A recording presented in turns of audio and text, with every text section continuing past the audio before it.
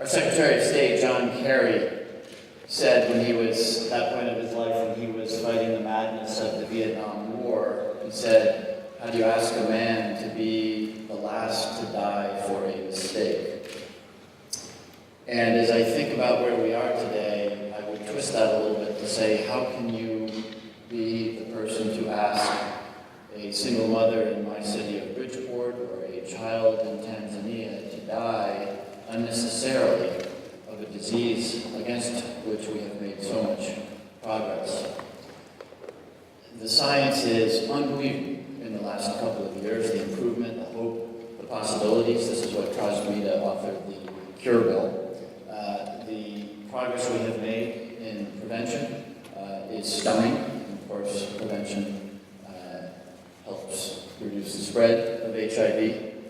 But take nothing for granted. We won't ask that child or that single mother to die, but our inattention, our complacency will make that happen. We are not known on Capitol Hill for our functionality, and we are known for the incredible pressure which is placed on the resources that we need to make available to push, finally, to a world where there is a cure, where everybody is in treatment.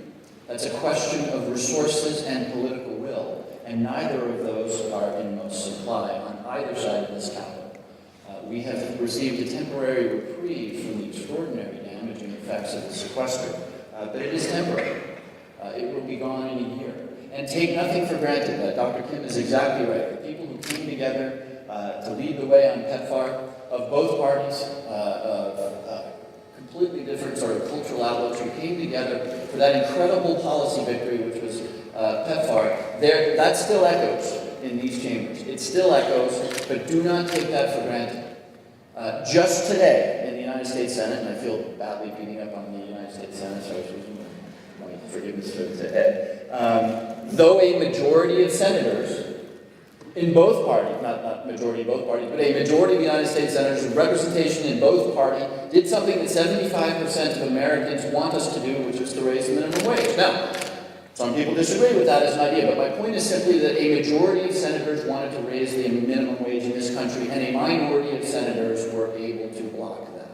Now, that's a peculiarity of the United States Senate, but it does say something about the ability of relatively small but motivated groups of people to get in the way of progress in this institution.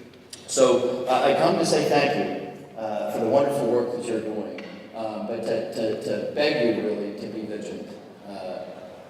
That child and that single mother will die if we don't do better advocacy, if we don't remember that the victory of PEPFAR under the Bush administration is a wasting asset.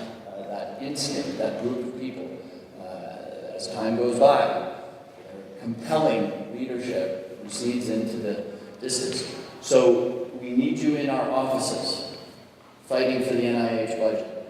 We need you in our offices fighting for dedicated resources, as I'm trying to do for a cure, fighting for the foreign operations budget. These things could be gone in a second in an institution that is subject to as much fiscal stress and to the wild politics to which it has been subject in the last couple of years. There really is no substitute for your efforts, and I've been here 5 years, and it's been a rollicking, polarized, crazy time, but this institution does respond, and it responds to those people who make their case.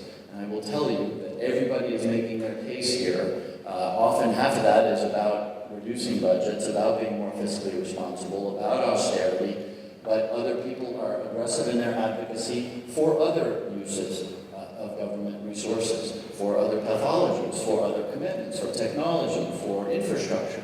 And this community, so close as it is to achieving a cure, so close to a final victory over a horrendous disease, cannot let up the pressure at this moment when we can see that bent arc of justice, when we can see a cure, when we can see a possibility of people wherever they are in this country or on the globe under good treatment.